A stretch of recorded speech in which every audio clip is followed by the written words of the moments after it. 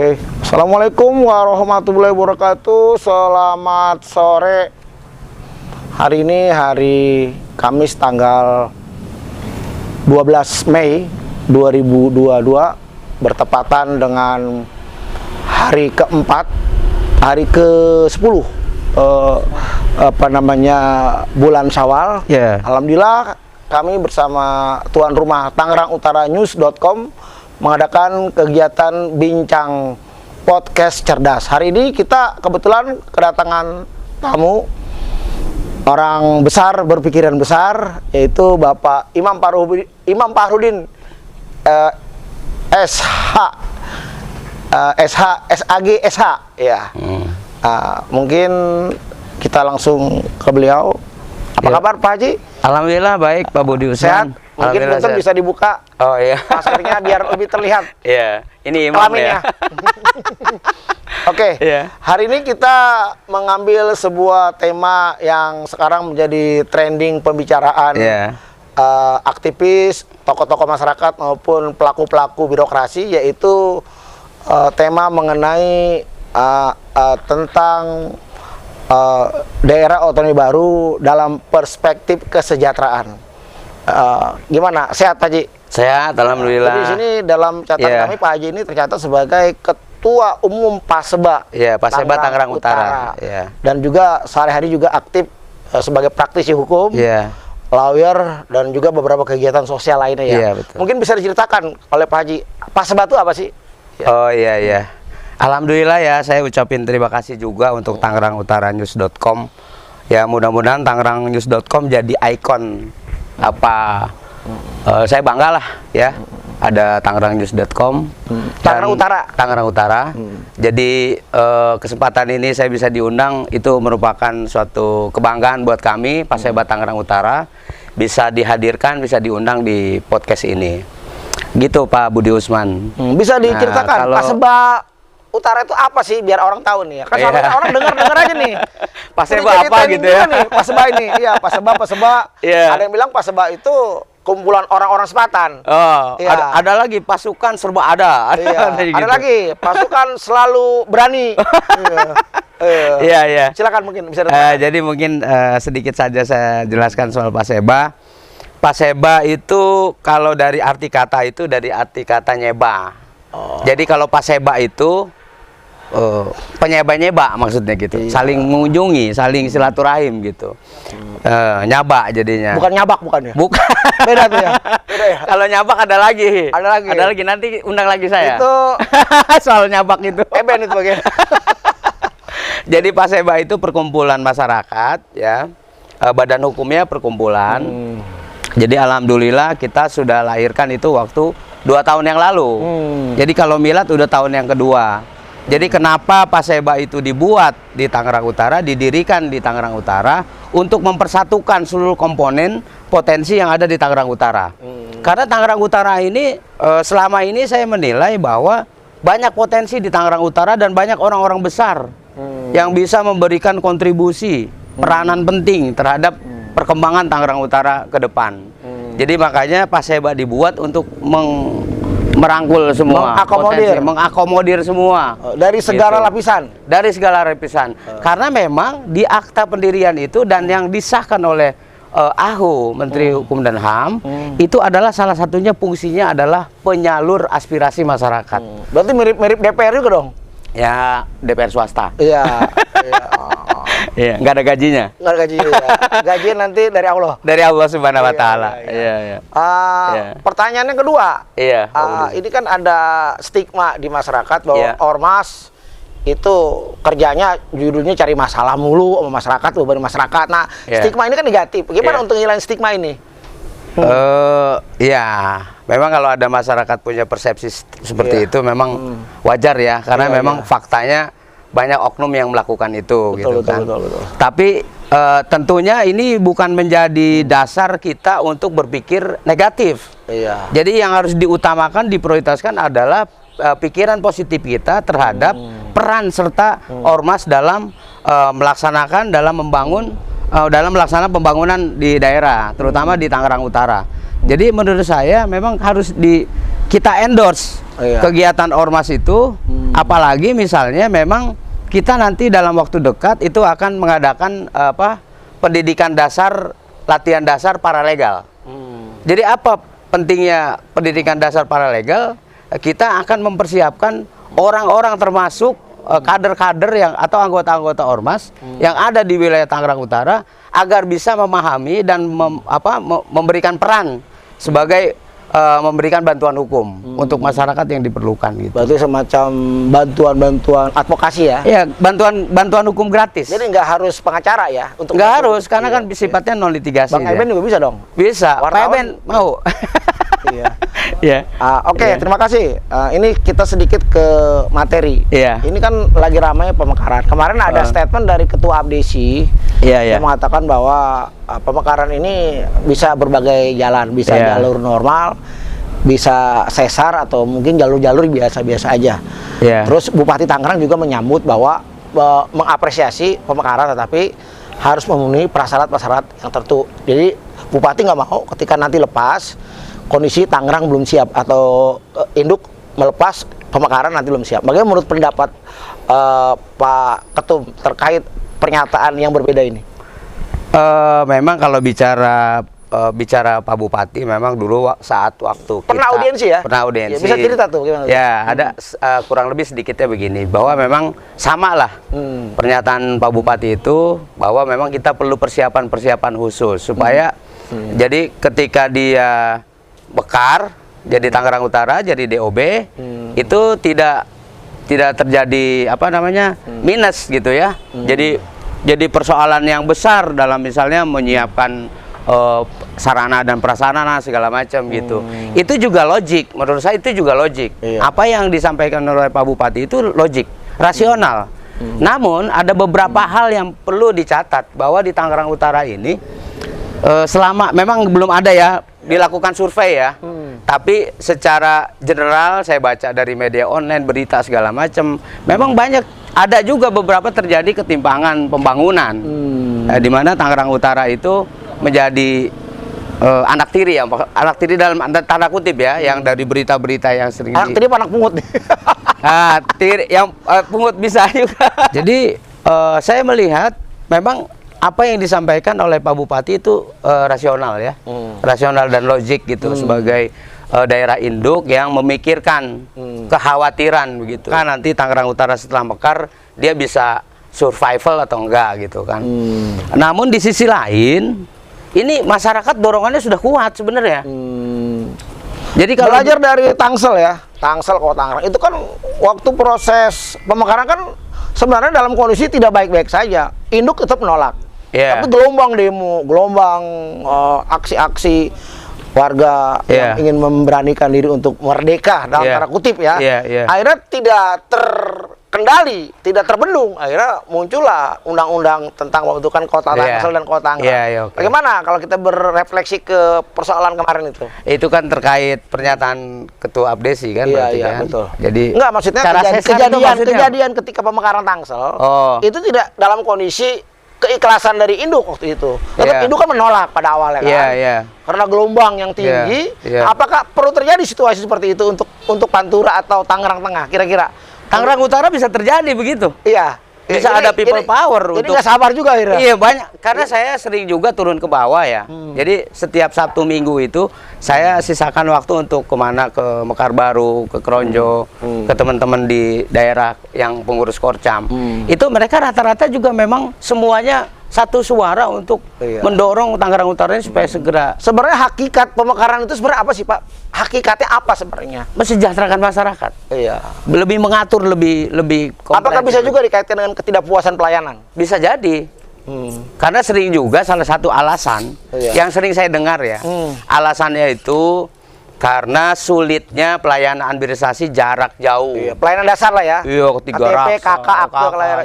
Itu yang kira-kira yang standar-standar lah ya. Iya, itu. Itu yang jadi persoalan. Waktu itu apa tanggapan Bupati ketika hearing dengan Pak Seba? Apa disampaikan persoalan-persoalan masyarakat itu? Itu kalau saya ingat gitu ya, itu memang juga disampaikan soal itu. Tapi mungkin Pak Bupati menjelaskan secara general gitu. Iya, jadi ibarat Mik mungkin beliau lebih dominan bicara kali. Mungkin ketimbang Pak Seba. Enggak, dia beliau membuka peluang semua hadirin audiensi itu untuk menyampaikan. Enggak, maksudnya hakikat mengapa ada ingin DOB itu ya. Iya. Itu Bupati memahami nggak perasaan teman-teman utara? Saya melihat beliau bisa merasakan. Tapi beliau bicaranya kan normatif ya. Karena memang padahal kalau bicara politik, beliau udah nggak ada kepentingan. Saya nggak tahu juga ya. Ya, bicara politik lokal kabupaten ya. Oh iya, kan karena memang udah nggak nyalon lagi beliau. Kan. Jadi apa yang mau di-endorse lagi kan? Tinggal sisa setahun. Itu yang menurut saya ya memang Tangerang Utara memang kalau mekar ya sudah seharusnya, karena pertama luas wilayah, kemudian jumlah penduduk, dan PAD-nya juga saya kira kan ini kan sebenarnya lambatnya pemekaran utara atau DOB baru ini lebih kepada persoalan teknis atau politis. Menurut kita jujur terbuka nih ya, biar jelas ya. Iya. Menurut pendapat saya gitu. Menurut Bapak, saya menilainya seperti apa? Iya, Pak Imam. Jadi apakah karena lambatnya karena ada alasan politik atau teknis? Teknis. Kalau teknis itu sudah dilakukan, kalau nggak salah saya dengar itu 2003. Zaman Agus Sunara udah ada. Iya, itu udah ada kajiannya. Jadi ketika Tang bikin kajian sebenarnya kita udah lewat. Iya, sudah dilakukan jadi nggak perlu iri juga. Iya, karena sudah dilakukan gitu kan. Iya, jauh sebelum ada Tangsel. Ya, tinggal persoalannya mungkin kalau up to date gitu kan. Apa pengaruh ini juga politik will? Bisa jadi. Jadi kalau saya melihat ada alasan politik juga kan, kita juga. Kalau Abdesi gimana menyikapi yang pernah Bapak dengar dari Ketua Abdesi menyikapi pemekaran? Kalau Abdesi kan saya dengar itu ada cara normal ya. Normal itu artinya mungkin mekanisme sesuai jadwal atau apa misalnya petunjuk dari pemerintah induk misalnya kan. Tapi kalau yang satu itu Sesar menurut saya menarik juga. Iya. Menarik dalam arti begini, kalau memang kita akhirnya anaknya bisa sehat. Iya. Iya, banyak Sesar juga. Sesar itu bukan berarti sakit. Bukan. Normal, cuma caranya agak dipaksa. Enggak juga dipaksa. Jadi kalau menurut saya Sesar itu bisa direncanakan. Iya. Mau mekarnya kapan? Iya. Kalau bicara misalnya tergantung dokternya. Iya. Kan kita mau rencana nih anak kita lahir tanggal 10 bisa. Bisa. Tinggal kemauan. Tinggal kemauannya apa gimana? Siapin BPJS-nya. Iya. Siapin dokumennya. Iya, itu dia. Iya. Artinya Pak Imam cenderung Sesar nggak masalah. Nggak ada masalah, asal konstitusional kan? Iya, memaksakan, bukan memaksakan, mungkin dalam bahasa lebih halusnya ada mempercepat mungkin ya. Iya, makanya kalau bicara regulasi kan ada musyawarah desa. Iya. Justru itu tombak ujung kepentingan itu ada di desa sebenarnya. Jadi kalau kita bicara Abdesi sebenarnya harusnya menjadi. Ini ada beberapa komunitas muncul, komunitas A, B, C, D, E, dan semua saya lihat, maaf ya, saya melihat Pak Seba lebih dewasa menyikapi ini. Pak Seba tidak mau berada dalam garda orang yang paling bisa, tapi Pak Seba mempelopori adanya komunitas atau gerakan yang ingin membentuk DOB. Tapi ada juga di sebelah tetangga yang menyatakan Pak Seba itu telat gitu ya. Ya macam-macam lah. Tapi mau telat mau enggak, intinya kan ujung-ujungnya kan nanti terwujudkan mimpi itu kan. Karena mimpi untuk mewujudkan mimpi DOB Tangerang Utara itu tidak bisa dilakukan oleh satu kelompok. Nggak bisa Pak Seba sendiri. Nggak bisa satu DPR nggak bisa sendiri. Nggak bisa juga. Jadi Pak Seba itu hanya sebagai sebuah media atau wadah di mana orang-orang atau pihak-pihak yang lain yang konsen terhadap pemekaran Tangerang Utara ini bisa bersama-sama. Yang saya dengar ini ada kelompok-kelompok Bapak Jembar CS, Bapak Gandhi yang sudah berakulturasi atau bersinergi dengan kelompok Pak Seba Terus ada lagi kelompok-kelompok yang memang tetap fokus dengan kondisi-kondisi cara-cara regulasi normal. Jadi saya lihat 3 kelompok ini semuanya sama ingin pemekaran. Nah, mungkin dari 3 ini sebenarnya bisa disinergiin kan? Bisa. Jadi anggaplah bikin presidium bareng-bareng lah dibentuk kan. Memang harus dulu ada tuh ada Pak. Ketuanya Pak Tommy ini. Pak Tommy ya. Pak Tommy dari Sukron dulu. Jadi ini memang alumni nih Pak Tommy ini. Tapi Pak Tommy pernah teriak-teriak juga bahwa gue ini pernah mendirikan pemekaran ya Pak Tommy ya. Iya, Pak Tommy sibuk nih dengan kehidupan ini. Jadi memang Bang Kudus, jadi memang harus dibentuk kopi tim independen gitu. Kopi Bang, ini Bang apa nih? Bet, Aben, nggak pakai gula? Nggak. Ya, karena udah manis. Iya. Sekarang berapa umur Pak Imam sekarang umur? Saya udah masuk September ini udah 49. Oh, ada yang ibu katanya masih 35. Bener. Oh, itu Iya. hoak-hoak itu. Istrinya kayak itu. Tinggal masih di Sepatan ya? Masih ya. Asli Sepatan. Asli Sepatan. Kali ada campuran gitu dari Iya. Portugal gitu. Oh, enggak. Atau, Asli. atau dari ini Putra daerah Tangerang Utara. Utara ya. Iya. Lahir. Tapi kalau nggak salah di sini di rekor saya ini Pak Imam ini alumni Gintung ya? Ya, Gintung. Darul Kolam. Darul Kolam. Berarti satu kolam sama almarhum Daus. Sama Pak Deden Sukron. Muklai. Sama Muklis. Muklis Raya. Muklis. Muklis PDIP kan? Iya. Terus si Black. Oh gitu ya. Iya. Almarhum Firdaus. Oh, itu satu kobong. Satu. Terus apa? Lukman Hakim Sleng. Oh, gitu ya. Berarti ini ya Mantan termasuk KPU. Ini juga ya, jebolan ini juga ya. Iya. Pesantren terbesar itu. Iya. Sebanten kayak ya. Alhamdulillah itu Iya. masuk 5 terbesar. Iya. Iya. Oke, Bang Faisal, kita kembali ke tema inti. Menurut Pak Imam, tadi Pak Imam bilang harus cara-cara yang lebih agak sedikit ekstrim untuk pemekaran. Menurut Pak Imam, cara yang paling tepat itu kan ada beberapa aturan persyaratan, syarat dan prasyarat. Iya. Secara teknis memang harus dipersiapkan, makanya perlu dibentuk tim independen dulu. Kita kini kan pecah. Iya. Ya kan ada gerakan yang di sini, di sono, di sini, Kiri, termasuk kanan. Paseba ya kan. Iya. Itu harusnya bersatu. Jadi nggak ikhlas, nggak masalah, dipersatukan itu ya. Iya, harus begitu, karena kan cita-cita Nanti besar ini siapa komandannya nggak bisa dilakukan dengan sepihak, nggak bisa. Cita-cita besar ini bisa terwujud oleh kerjasama semua pihak yang konsen terhadap belajar dari pemekaran Tangsel. tanah Tangsel itu dulu waktu pertama kali mekar itu APBD-nya cuma 200 miliar. Iya. Tapi sekarang udah hampir 3,5 triliun. Iya. Luar biasa dong. Iya. Hampir mau ngepung-ngepung induk ini. Nah, menurut Pak Imam, prospek utara gimana? Bisa nggak seperti Tangsel? Mungkin bisa lebih. Bisa lebih karena di sini kan ada bandara juga. Iya. Ada Kota Baru PIK 2. Ada PLTU. Ya kan banyak sekarang udah banyak kawasan pergudangan. Tentunya ini mempengaruhi pajak bumi bangunan kan, makin mahal. Distribusi masuk. Ya itu dia. Sekarang rame nih Pak, wisata pantai. Itu ada catatan kemarin dari Pak Jebar. Ternyata 51 km itu dari zaman saya lahir sampai sekarang itu sepeser pun belum masuk ke kas daerah dari distribusi pantai. Bagaimana menyikapi itu Pak Imam selaku orang Pantura? Oh, kalau bicara PAD kan harusnya dasarnya regulasi. Iya, objek hukum dulu. Iya, dasarnya dulu. Kenapa misalnya Pemda bisa ngambil retribusi untuk PAD? Kan harus ada alasannya. Iya. Kan tapi kan saya hidup ini udah ngalamin 4 kali bupati. Iya. Ini kembali kepada manusianya apa SDM ya, kenapa nggak bisa ketarik retribusi itu? Apa mereka sibuk di regulasi, apa memang kurang politik will? Kalau saya lihat ya, iya. ini maaf ya, ini bentuk kritikan atau bukan, tapi saya melihat faktanya ya. Saya maafkan. Ya. Kan tadi bilang maafkan, ya, saya maafkan. faktanya. Jadi mestinya ini dilihat oleh Dinas Pariwisata. Jadi juga jangan cuman pembinaan seperti itu, tapi juga mengolah. Burati. Iya, potensinya itu. Apa yang bisa diambil di situ? Kan kayak misalnya Tanjung Kait. Mana ada nggak semacam apa fasilitas misalnya supaya taman bermain atau apa supaya tempat itu lebih menarik gitu. Atau ruang terbuka anak ya. Ya gitu kira-kira. Jadi memang itu perlu dipikirkan. Ini kembali ke inisiatif apa kemauan sebenarnya ini? Sebenarnya kita mampu nggak Pak memfasilitasi wisata tersebut? Mampu. Iya, kita lihat ya, Jakarta ada Ancol. Ancol kerjasama dengan PT. Iya. Terus Serang juga ada, taman hiburan rakyat kan ya. Terus di Belora ada, di Tegal ada. Enggak, kita kan pinggir Jakarta. Kenapa nggak mampu narik PAD Pak? Kan kita kalau ada PAD parkir, ada sampah, ada izin wisata, ya kan, ada izin kuliner. Itu kan banyak potensi Pak yang bisa ditarik untuk kas negara. Masalahnya ini apa nih? Ini di OPD-nya apa di pimpinannya nih? Iya itu tadi saya bilang. Jadi kan kadang-kadang mungkin harus nunggu Pak Imam Bupati dulu.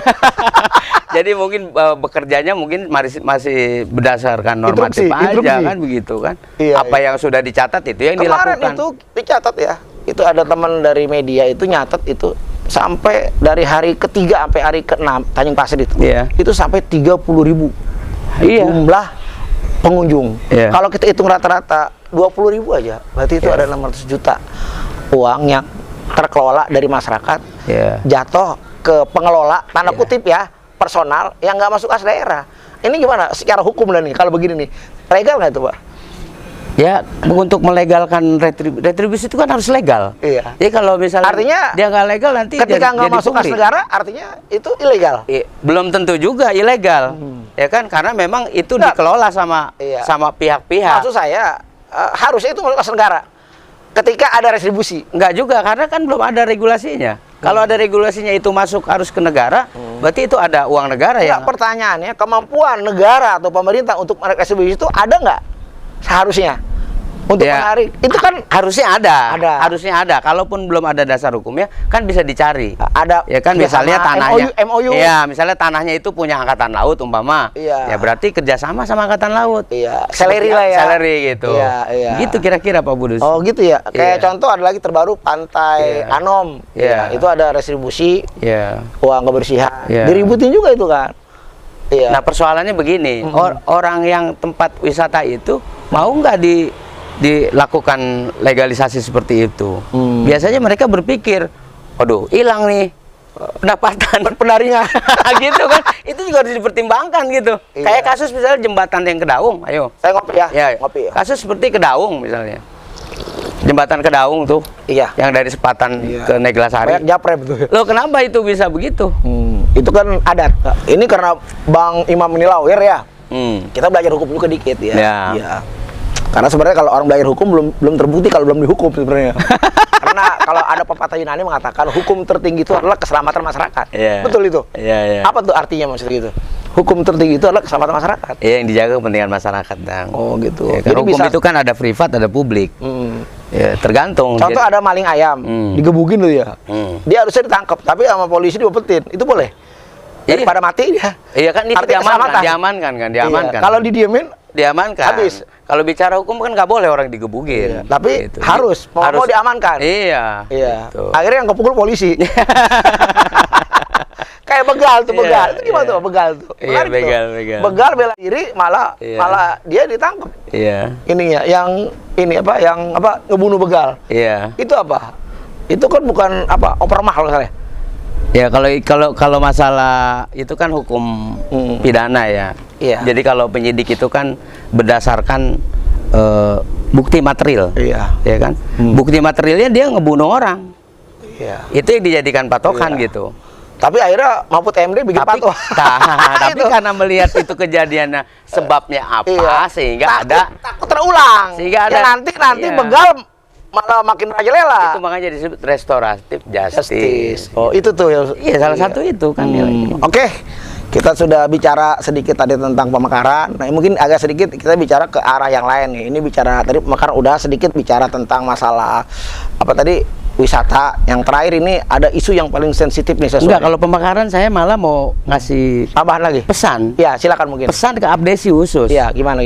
Kalau memang Abdesi kalau memang Abdesi mendukung DOB untuk Tangerang Utara, ya kita nih Paseba juga minta dukungan secara real.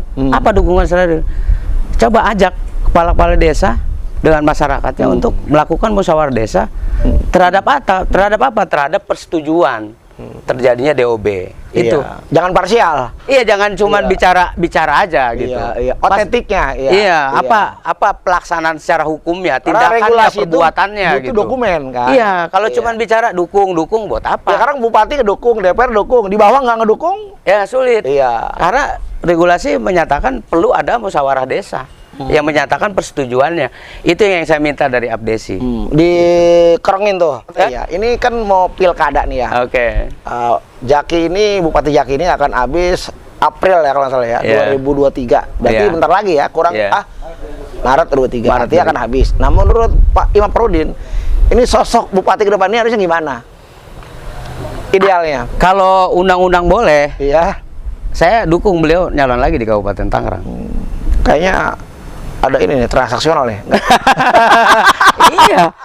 Saya dukung lagi karena ada satu yang belum beres. PRD ya? DOB, Tangerang Utara. Oh gitu ya. Ya tapi kan tidak ada kontrak politik juga kemarin dalam milu kemarin dia yang memaksa harus ini. Iya, bukan ini. Tidak ada komitmen loh. Tidak ada tuntutan dari stakeholder untuk menuntut pemekaran. Yang ada itu 15 program unggulan, tidak ada cerita pemekaran. Iya. Ya, Oh, ada. jadi kalau kata orang, lu minta enggak apa enggak? Iya, bohonganan. Ya kan, artinya kan nggak bisa salah juga kan? Iya, mungkin kalau kota kosongnya menang beda kali. Iya, mungkin beda. Nggak tahu dah, apa makin baik atau... Tapi saya masih suka sih kalau beliau masih memimpin di Bupati Tangerang. Berarti ngefans juga ya? Ngefans ya, kayak fansnya. Berarti pertemuan kemarin ini juga dong, berkah dong. Berkah lah. Iya. Alhamdulillah. Iya, kalau lewat pasti dikasih. Oh. Lewat apa? Lewat. Ya, orang lewat kok nggak dikasih. Oh iya. Lewat dikasih nggak?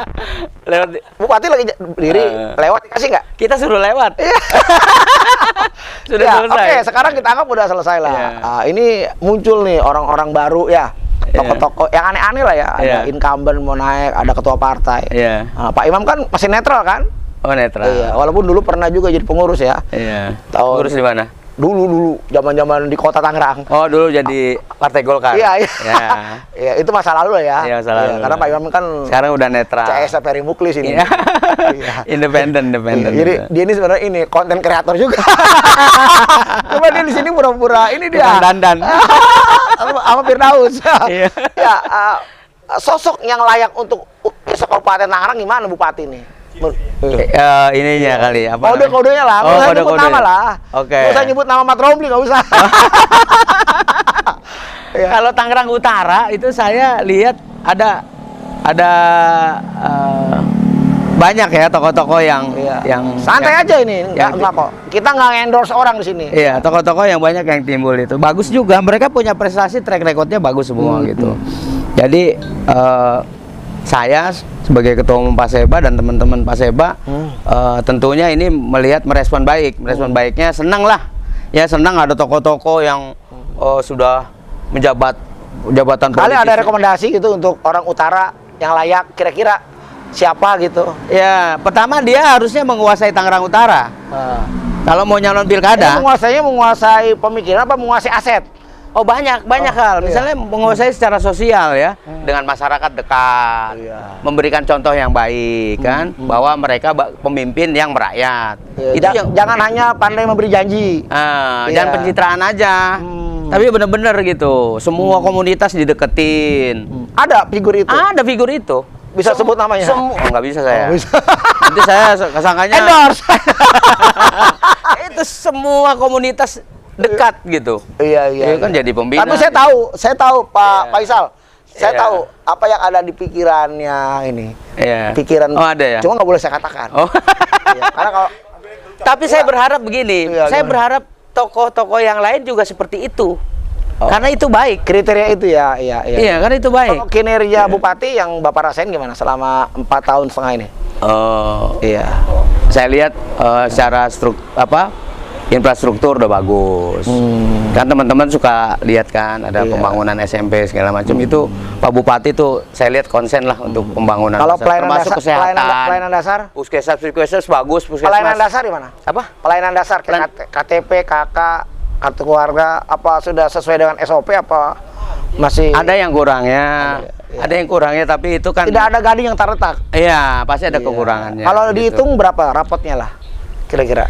Rapot Pak Bupati? Iya. Ini kan dia baru semester kalau sekolah ini itu saya semester 7. Apa kapasitasnya saya untuk nilai kayak gitu? Kenapa? Masyarakat. Oh, sebagai masyarakat. Bukan sebagai Paseba, bukan. Oh, masyarakat aja lah. Kalau karena tak ada gading yang terletak, saya bisa kasih poin ke Pak Bupati itu 80 nilainya. Berarti sama kemarin saya ngomong sama Rekon. 80. Cuma 80 dengan catatan. Iya, itu tadi ya DOB kurang greget dia. Kata saya. Iya. Kalau kata Bapak gimana? Setuju nggak? Kurang greget? Bukan kurang greget. Jadi ada alasan yang logik itu. Tapi kalau misalnya memang mau secara serius mau dilakukan pemekaran Tangerang Utara, mestinya tidak menunggu respon greget dari Pak Bupati, harusnya dari bawah. Button up. Iya dong.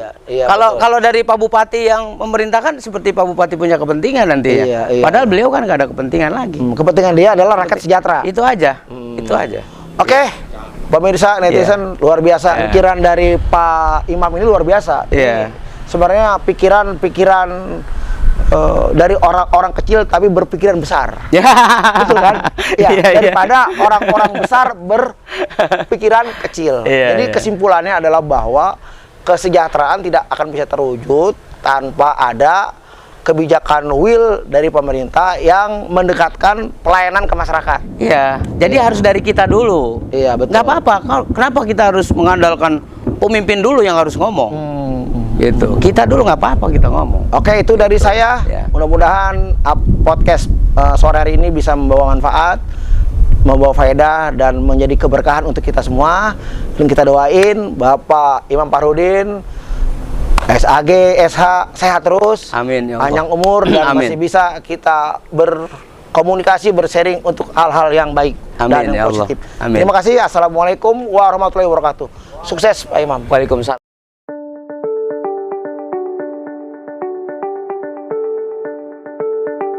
Assalamualaikum warahmatullahi wabarakatuh. Saya Imam Fahrudin, Ketua Umum Paseba Tangerang Utara, menyampaikan rasa bangga atas performan dari Tangerang Utara News yang bisa mengakomodir semua narasumber untuk berbicara tentang kemajuan Tangerang Utara. Saya berharap Tangerang Utara News bisa menjadi ikon Tangerang Utara sebagai ikon podcast yang maju dan bisa memberikan pencerahan kepada masyarakat. Saya menyarankan dan meminta kepada seluruh anggota keluarga besar Paseba Tangerang Utara untuk subscribe ya, mensupport ya kan channel YouTube dari tangerangutaranews.com. Wassalamualaikum warahmatullahi wabarakatuh.